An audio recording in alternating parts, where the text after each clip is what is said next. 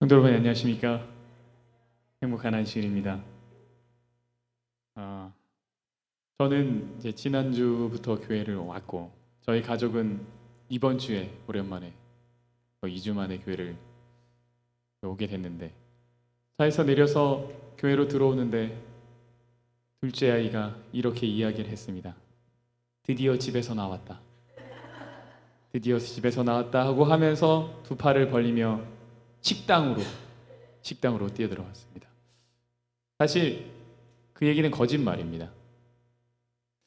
제가 방금 드린 얘기가 거짓말이라는 것이 아니라 아이가 집에서 나왔다라고 한 이야기가 사실 전에 나갔거든요. 근데 제가 생각했어요. 이 아이가 교회를 왔을 때야 비로소 자기가 집에서 나왔구나라고 생각하는구나 라는 생각을 했습니다. 교회가 좋아서이겠지요. 그리고 교회가 따뜻해서일 겁니다. 이 안식일에 우리 하나님의 성전을 찾아주신 모든 분들을 진심으로 환영합니다. 그와 같은 마음으로 이곳에 오셨으리라고 생각합니다. 이 저녁에 나누어지는 말씀 가운데 하나님의 풍성한 은혜가 우리 피차간에 있기를 간절히 바랍니다. 오늘은 출애굽기 16장을 다뤄보려고 합니다. 출애굽기 16장입니다. 우리 함께 말씀을 펴겠습니다. 출애굽기 16장입니다. 우리 지난주에 혹시 어떤 말씀을 나누었는지 기억하십니까? 15장에 있는 마라의 쓴물 이야기를 나누었습니다. 그렇죠? 마라의 이야기가 지난주를 먼저 요약하면 마라의 이야기는 단순히 불평하지 말아라 라는 이야기가 아니라 어떤 이야기라 그랬어요? 구원의 이야기의 요약 같은 것. 그죠? 이 경험을 통해서만 광야의 삶을 살아갈 수 있기 때문에 하나님이 다시 한번 그들에게 이렇게 복습시켜 주신 내용들이다라는 것을 우리가 지난주에 나누었습니다. 오늘은 출애굽기 16장입니다. 너무너무나 유명한 이야기가 담겨 있습니다. 어떤 이야기입니까? 만나 이야기입니다. 만나 이야기예요. 그럼 만나 이야기 출애굽기 16장은 크게 두 부분으로 나뉠 수가 있습니다. 초반에는 불평하는 이스라엘 백성들을 중심으로 그 만나 이야기가 진행이 되고요. 두 번째는 그 불평에 응답하시는 하나님의 이야기. 그래서 진짜 만나가 어떻게 내리는지에 대한 이야기로 크게 두 부분으로 나눕니다. 그래서 출애굽기 16장은 이스라엘 백성의 불평과 그에 대한 하나님의 응답이라고 할 수 있습니다.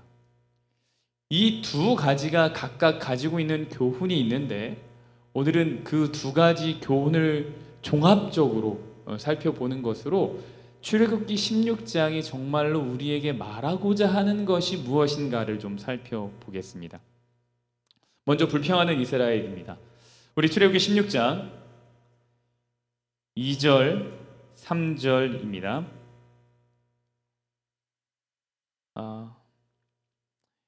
이스라엘 자손 온 회중이 그 광야에서 모세와 아론을 원망하여 이스라엘 자손이 그들에게 이르되 우리가 애굽 땅에서 고기 가마 곁에 앉아 있던 때와 떡을 배불리 먹던 때에 여호와의 손에 죽었더라면 좋았을 것을 너희가 이 광야로 우리를 인도해 내어 온 회중이 줄여 죽게 하는도다라고 이야기했어요.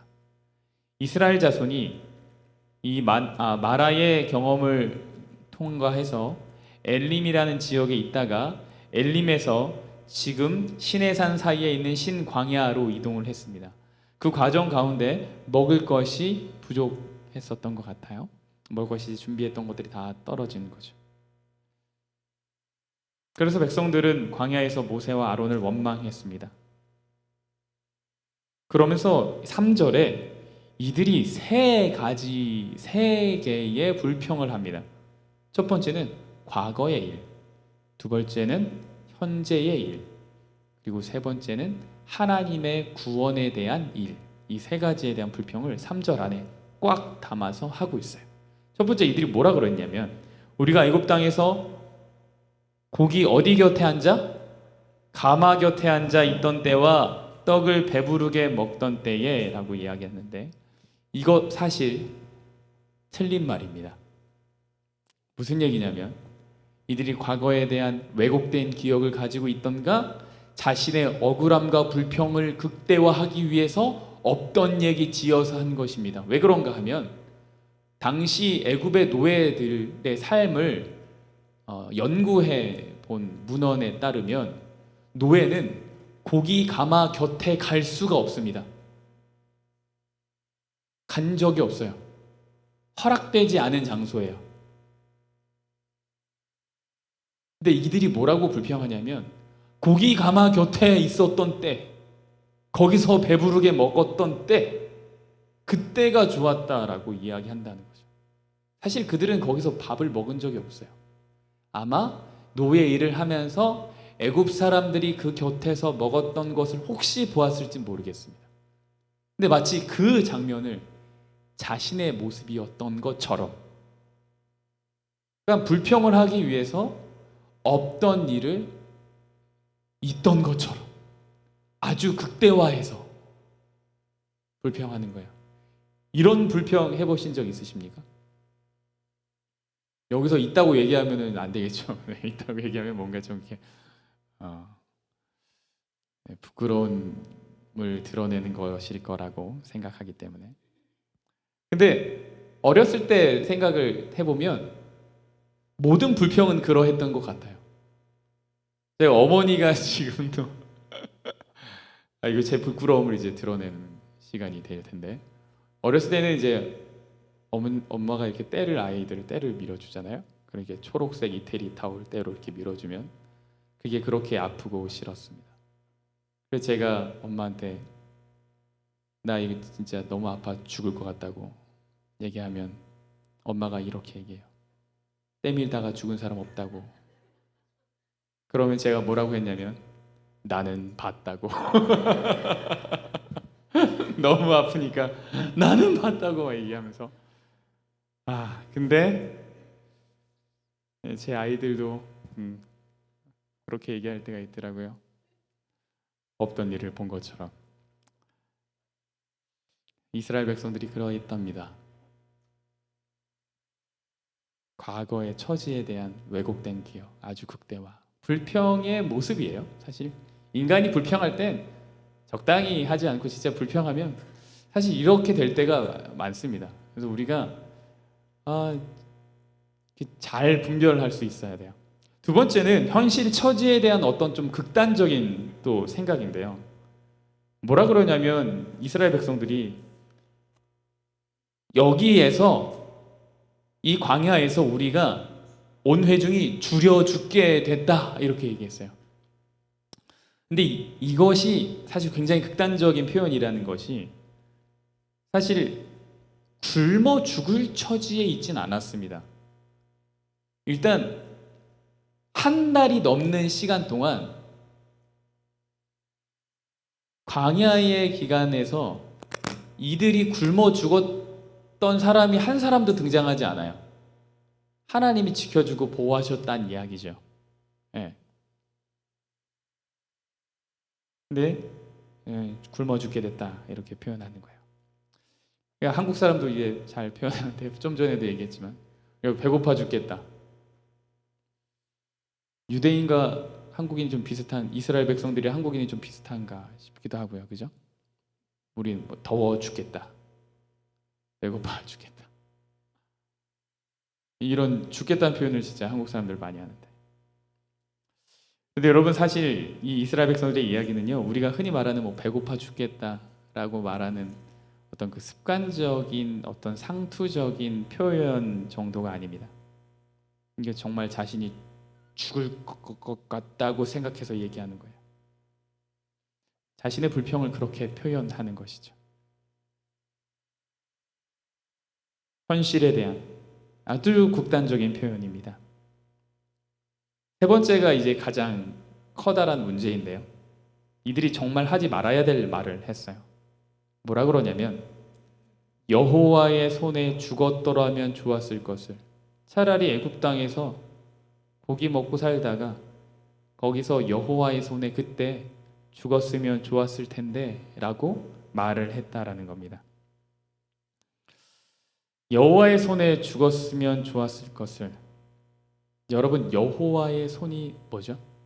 예, 출애굽기에서 이 능력이라는 단어가 사실 뭐와 같은 단어라고요? 손과 같은 단어라고요. 여호와의 손은 뭐냐면 열 재앙을 애굽에서 내렸던 그 손을 말하는 거예요. 근데 이 손이 어떤 손이냐면 노예의 신분에서 벗어나게 해준 은혜의 손이죠. 그러나 동시에 심판의 손이기도 했어요. 이스라엘 백성이 뭐라고 얘기하는 거냐면 나 심판의 손에 멸망당했어야 했는데 라고 말하는 거예요. 단순히 모세와 아론을 향한 원망이 아니라 하나님의 권능에 대한, 구원에 대한 원망이죠. 이러한 불평은 앞에서 등장했던 마라의 그냥 목이 말랐다, 원망했다 정도, 우리가 무엇을 마실까, 이 정도와는 정말 너무나 다른 종류의 원망입니다. 우리는 종종 감정을 표현하고 살아라 라는 말을 하는데 사실 이것 잘못된 생각입니다. 우리는 감정을 표현해야 된다라고 말하면 안 되고요. 뭐라고 이야기해야 되냐면 감정을 잘 표현해야 된다라고 얘기해야 돼요. 표현하지 않아도 될 것들, 그런 것들을 표현하는 것은 좋지 못한 결과를 가져오죠. 무엇보다 불평이라고 하는 것, 이와 같은 표현은 사실 뭐와 같냐면 아주 커다란 암과 같습니다. 야고보서 3장 5절 6절에 있는 야고보의 이야기를 한번 들어보겠습니다. 야고보 사도의 권면을 한번 찾아서 읽어보겠습니다. 야고보서 3장 5절 6절입니다. 뭐라고 얘기하냐면, 찾으셨습니까? 야고보서 히브리서 다음에 있습니다. 신약성경 거의 맨 뒤에 있는데, 찾으셨으면 아멘 하시지요. 3장 5절부터 6절까지 함께 읽겠습니다. 시작. 저도 작은 지체로 돼 큰 것을 자랑하는 도다. 보라, 얼마나 작은 불이 얼마나 많은 나무를 태우는가. 혀는 곧 불이요 불의의 세계라. 혀는 우리 지체 중에서 온 몸을 더럽히고 삶의 바퀴를 불사르나니 그 사르는 것이 지옥 불에서 나느니라. 네, 여기까지 읽겠습니다. 지금 야고보가 뭐라고 얘기하냐면 불평이 가진 말을 잘못하는 것, 표현을 잘못하는 것이 가져오는 아주 커다란 피해에 대해서 말하고 있어요. 작은 불이 처음에 분명히 이게 작거든요. 근데 이게 옮겨 붙으면 말도 못하는 큰 불이 되고 피해를 입히듯이 불평도 사실은 그때는 우리가 잘 몰라요. 이게 그냥 불평하는 거 정도로 얘기하지만 그러나 그것이 누군가에게 옮겨 붙어지면 혹 그 마음에 생수의 강이 흘러넘치지 아니한 마른 장작 같은 마음의 사람의 마음에 그 불이 혹시 옮겨 붙으면 그것은 활활 그 마음에서 타오릅니다. 아주 커다란 영적 피해를 갖게 되는 거예요. 근데 우리가 그걸 잘 모르고 보지 못하고 중요하게 생각하지 못하고 쉽게 불평할 때가 있는 거죠. 이 불평을 다루고 있는 출애굽기 16장 초반부에서요, 하나님이 그들의 원망을 들었다라는 표현이 무려 4번이나 나옵니다. 7절부터 11절 안에 4번 등장해요. 7절, 8절, 9절, 11절. 하나님이 그들의 원망을 들으심에 들었다 라는 표현이 나옵니다. 여러분, 이것이 말해주는 것이 뭘까요? 하나님이 그들의 원망을 들었다. 하나님이 그들의 원망을 들었다. 이것이 말해주는 것이 뭡니까? 하나님은 기도만 들으시는 분이 아니다라는 것.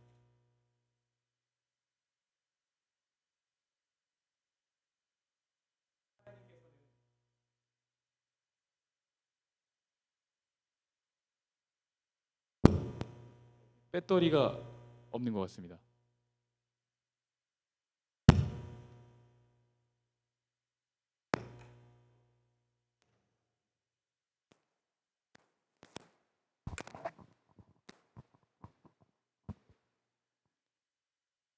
하나님은 기도만 들으시는 분이 아니라는 거야. 하나님께서는 앞에서 하나님 앞에만 얘기하는 거를 들으시는 분이 아니라 뒤에서 하는, 사람들이 뒤에서 하는 이야기도, 그리고 심중에 하는 말까지도 들으신다라고 성경은 말하고 있죠. 우리 말라기, 구약 성경 가장 마지막에 있는 말라기 3장을 보겠습니다.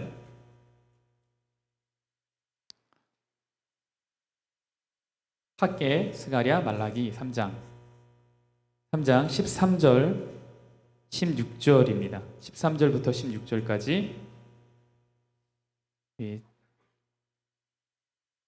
말라기서 3장 13절부터 16절까지 찾으시면 아멘 하시기 바랍니다. 우리 함께 읽겠습니다. 시작. 여호와가 이르노라 너희가 완악한 말로 나를 대적하고도 이르기를 우리가 무슨 말로 주를 대적하였나이까 하는도다. 이는 너희가 말하기를 하나님을 섬기는 것이 헛되니 만군의 여호와 앞에서 그 명령을 지키며 슬프게 행하는 것이 무엇이 유익하리요. 지금 우리는 교만한 자가 복되다 하며 악을 행하는 자가 번성하며 하나님을 시험하는 자가 화를 면한다 하노라 함이라. 그때에 여호와를 경외하는 자들이 피차에 말하매 여호와께서 그것을 분명히 들으시고 여호와를 경외하는 자와 그 이름을 존중히 여기는 자를 위하여 여호와 앞에 있는 기념책에 기록하셨느니라. 아멘. 여기서 보면 14절에 뭐라 그러냐면 하나님을 섬기는 것이 뭐하다고 이야기합니까? 헛되다라고 이야기해요. 이게 무슨 얘기냐면 하나님 섬긴다고 열심히 예배 드리고 교회 봉사하고 말씀 듣고 해봤는데 결국 아무 일도 일어나지 않잖아. 소용없잖아. 뭐하러 순종해? 라고 하는 거예요. 이제 이 불평, 불만이 무엇과 같냐면 그 앞에서 이스라엘 백성들이 출애굽기 16장에서 했던 그 불평, 차라리 여호와의 손에 죽었으면 좋았을 것을 과 아주 비슷한 종류의 불평이죠. 그런데 16절에서 말라기 선지자가 뭐라고 말하냐면 하나님을 경외하는 자들이 말하기를 하나님이 그것을 분명히 뭐 하신다고요? 들으신다. 그러면서 그 가운데 여전히 하나님을 경외하는 자, 다시 말하면 하나님을 두려워하는 자, 그것을 존중히 여기는 자는 어디에 기록됩니까? 그 이름이 기념책에 기록된다 라고 하나님 말씀하셨습니다. 또 불평이 가지고 있는 아주 커다란 해악들을 우리가 살펴볼 수 있는 거죠. 다시 출애굽기 16장으로 좀 돌아가 보겠습니다. 이렇게 불평을 초반에 이렇게 막 쏟아 놓을 때 하나님이 그 원망을 들으시고 그것에 대해서 이제 응답하십니다. 그리고 그 응답의 내용이 만나를 내리시는 내용이에요. 만나의 내용을 좀 보겠습니다. 여러분, 만나가 무엇입니까? 만나의 뜻이 뭐죠? 이것이 무엇인고, 그죠? 영어로 하면 뭐예요? What is this? 일본말로 뭡니까? 고레와 난데스카. 이것이 무엇입니까? 제가 스페니쉬는 잘 모르겠습니다. 만나요. 이게 뭐냐? 이게 뭐고? 근데 만나가 14절에 보니까 이렇게 얘기해요. 만나가 도대체 어떻게 생기나? 그 이슬이 마른 후에 광야 지면에 작고 둥글며 서리같이 가는 것이 있는지라. 31절입니다. 이스라엘 족속이 그 이름을 만나라 하였으며 가시 같고 같이 희고 맛은 꿀 섞은 과자 같았더라. 이게 이제 만나. 하늘에서 하나님, 광야에서 먹을 것 없는 이스라엘 백성들에게 하나님이 내려주셨던 하늘에서 내린 음식, 뭐 이런 거지. 근데 이 만나가 가지고 있는 기적의 이야기들이 있어요. 첫 번째는 21절입니다. 21절, 16장 21절입니다. 우리가 아침마다 각 사람은 먹을 만큼만 거두었고 햇볕이 뜨겁게 쬐면 그것이 쓰러졌더라. 그것이 무엇입니까? 만나예요. 이거 보면 아침마다 각 사람이 먹을 만큼 거두었다. 오후가 되면 이것이 이제 사라졌다, 녹았다. 이것이 알려주는 것이 뭐냐면 이거 하나님이 사람으로 하여금 게으르지 않게 하기 위함. 만나는 분명히 하나님이 주시는 은혜입니까? 은혜이죠. 거저 주시는 은혜이죠. 근데 거저 주시는 은혜이지만 인간이 그것을 누리는 데 있어서 게으르지 않도록 하셨어요. 창세기 3장에 있는 하나님의 말씀처럼 수고하여 소산을 얻게 하셨다, 이 얘기예요. 이것이 알려주는 것은 무엇인가? 은혜는 선물로 주어지는 것이지만 이 선물을 온전히 우리가 누리기 위해선 우리가 해야 할 것이 있다는 거죠. 만나를 흔히 우리는 무엇과 비교하냐면 하나님의 말씀과 비교합니다. 하나님의 은혜. 이것을 우리는 어떻게 해야 되냐면 매일 구해야 돼요. 하나님을 매일 바라야 돼요. 이 일이 다른 일에 밀려서는 안 돼요. 시간이 지나면 그것을 충분히 누릴 수가 없다. 이것이 이제 첫 번째 이야기예요. 두 번째는 16절입니다. 16절. 여호와께서 이같이 명령하시기를 너희 각 사람은 먹을 만큼만 이것을 거둘지니 곧 너희 사람 수요대로 한 사람의 몇 오멜씩 한 오멜씩 거두되 각 사람이 그의 장막에 있는 자들을 위하여 거둘지니라 하셨느니라. 18절도 보겠습니다. 오멜로 되어 본즉 많이 거둔 자도 남음이 없고 적게 거둔 자도 뭐함이 없대요? 부족함이 없이 각 사람은 먹을 만큼만 거두었더라. 만나를 거두는데 한 오멜씩만 거두도록 하셨습니다. 18절에 보니까 오멜로 되어본즉 이게 뭐예요? 오멜 이게 한번 달아본즉 이거예요. 한번 계산을 해보니 좀 많이 거두어서 장막으로 들어가도 달아보면 그게 몇 오멜이에요? 한 오멜 한 사람당. 그게 좀 모자란 것 같은데 나 요거밖에 못 가졌네? 이러고 하고 들어가서 달아보면 어떻게 돼요? 그것도 한 오멜이에요. 너무 신기하죠? 하나님이 각 사람에게, 가정에게 적당한 분량이 되도록 조절하셨어요. 그런데 여기에 아주 중요한 원칙이 있죠. 거두는데 각 사람이 자신을 위하여 거두래요? 각 사람이 거두는데 나 먹을 것만 거두래요? 그의 장막에 있는 자들을 위하여 거두래요. 사람이 거두는데 내 것만 거두는 게 아니라 내 가족, 나와 함께 잠잤던 사람과 함께 거두라는 거예요. 모든 사람이 각자 나와서 거두어야 되는데 장막에 남아있는 사람은 그럼 어떤 사람일까요? 거동이 불편한 사람, 뭔가 컨디션이 안 좋은 사람, 약한 사람, 돌봄이 필요한 사람, 그 사람들 거를 거둬서 가야 돼요. 나만 먹기 위해서 거두면 안 돼요.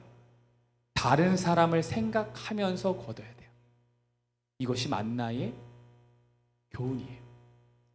그래서 너무 신기하죠? 이 두 가지 이야기를 종합하면 어떤 이제 사건이 일어나냐면, 만일 어떤 사람이 한 두 오멜 이상을 이렇게 막 엄청 많이 거두어요. 엄청 많이 갖고 와요. 그런데 그것이 자기를 위한 것이 되면 없어져요. 근데 엄청 많이 거두었는데 이것이 나만을 위한 것이 아니라 다른 사람도 함께 위한 것이면 그게 어떻게 돼요? 남아요. 이게 만나의 기적이에요. 이게 만나의 기적이에요. 나만 생각하는 것으로는 안 된다 이거죠. 우리가 지금까지 그냥 단순히 만나는 하나님의 말씀, 안식의 2배 축복 뭐 이 정도로만 생각했잖아요. 아니에요. 여기에는 아주 매일매일의 삶에서 드러나는 아주 감동적인 이야기가 있는데, 아프고 불편할 사람을 위해서 두 몫을 걷어갈 때 그것이 내 거일 땐 없어지고 남의 것일 땐 남는 그런 은혜를 하나님이 주셨고 그 기적을 매일 경험하도록 하셨어요. 이것이 너무너무 중요해요. 이후에 이제 저희가 정리를 할 텐데, 교훈을. 또 한 가지는 19절 20절입니다. 모세가 그들에게 이르기를 아무든지 아침까지 그것을 남겨두지 말라 하였으나, 분명 남겨두지 말라 그랬는데 꼭 말 안 듣고 하는 사람이 또 나오죠. 그들이 모세에게 순종하지 아니하고 더러는 아침까지 두었더니 벌레가 생기고 냄새가 난지라. 모세가 그들에게 노하니라. 모세가 이들에게 화를 냈어요. 왜 화를 냈을까요? 장막이 더러워져서, 오염돼서, 불평해서.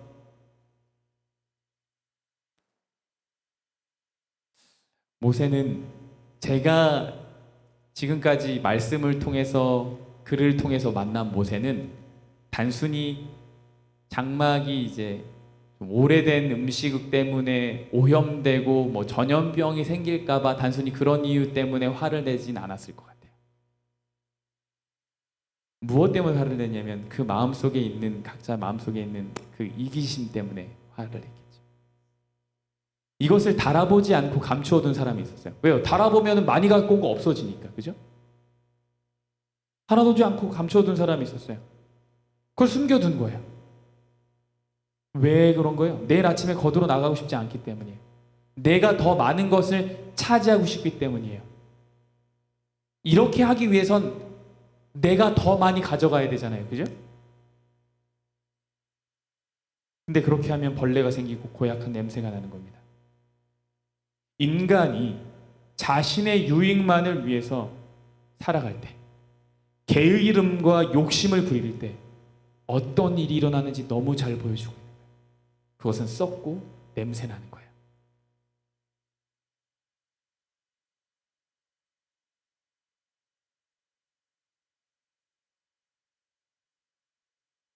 이제 23절 24절의 말씀을 읽겠습니다. 모세가 그들에게 이르되 여호와께서 이같이 말씀하셨느니라.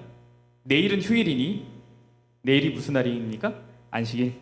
여호와께 거룩한 안식일이라. 너희가 구울 것은 굽고 삶은 것은 삶고 그 나머지는 다 너희를 위하여 아침까지 간수하라. 너희 구워 먹을 거 구워 먹고, 삶아 먹을 거 삶아 먹고, 남은 거 이렇게 잘 두어라. 이렇게 얘기했어요. 모세가 그들에게 이르되 여호와께서 이같이 말씀하셨느니라. 간수하라. 그들이 모세의 명령대로 아침까지 간수하였으나 모도 안 나고요, 냄새도 나지 아니하고 벌레도 생기지 아니한지라. 근데 여섯째 날에는 2배를 거뒀는데 이것이 썩지 않아요. 안식일이기 때문에 그렇습니다. 이것이 우리에게 첫 번째 알려주는 건 뭐냐면, 이미 십계명 이전에 안식일에 대한 법이 있고 은혜가 있었다라는 얘기죠. 하나님이 안식일에는 백성들로 하여금 일하지 않기를 원하셨던 것입니다. 근데 이것이 단순히 일을 하지 않는 것이 아니라 우리가 그렇게 수고하지 않아도 하나님께서 우리를 지키신다라는 것을 아주 적극적으로 믿고 맡기는 어떤 행위이죠. 이게 거저 주시는 하나님의 은혜가 값싼 은혜가 되지 않도록 하시는 하나님의 또 하나의 방법이에요. 그러니까 평일에는 매일 나가서 수고하여 얻는 수고로움을 갖도록 하셨어요. 게으르지 않도록 하셨어요. 그런데 안식일에는 오히려 모든 것을 멈추도록 하셨어요. 근데 하나님이 이게 가지고 있는, 하나님이 정말 인간을 만드셨습니다. 인간을 이렇게 잘 이해할 수 있나 싶을 정도로 나를 위한 일을 멈추고 하나님에 의지할 때 그 은혜를 경험하게 되는 거죠. 근데 꼭 말을 안 듣는 사람이 있어요. 27절에 보니까 일곱째 날에 백성 중 어떤 사람들이 거두어 나갔다가 얻지 못하더라 그랬어요. 나가지 말라 그랬는데 꼭 일곱째 날에 또 기어 나가가지고 뭐예요? 만나 찾으러 또 돌아다니. 여호와께서 모세에게 이르시되 어느 때까지 너희가 내 계명과 내 율법을 지키지 아니하려느냐. 볼지어다 여호와가 너희에게 안식일을 주므로 여섯째 날에는 이틀 양식을 너희에게 주는 것이니 너희는 각기 처소에 있고 일곱째 날에는 아무도 그의 처소에서 나오지 말지어다. 그러므로 백성이 일곱째 날에는 뭐예요? 안식하리라. 하나님 이렇게 말씀하시는 거예요. 어느 때까지 너희가 내 계명과 내 율법을 지키지 아니하려느냐? 이 말이 뭐예요? 왜 내가 너희를 지킨다는 그 사실을, 그 약속을 믿지 못하느냐? 다시 얘기하면 왜 나를 의지하지 않느냐? 왜 다시 너의 욕심을 부리려고 하느냐?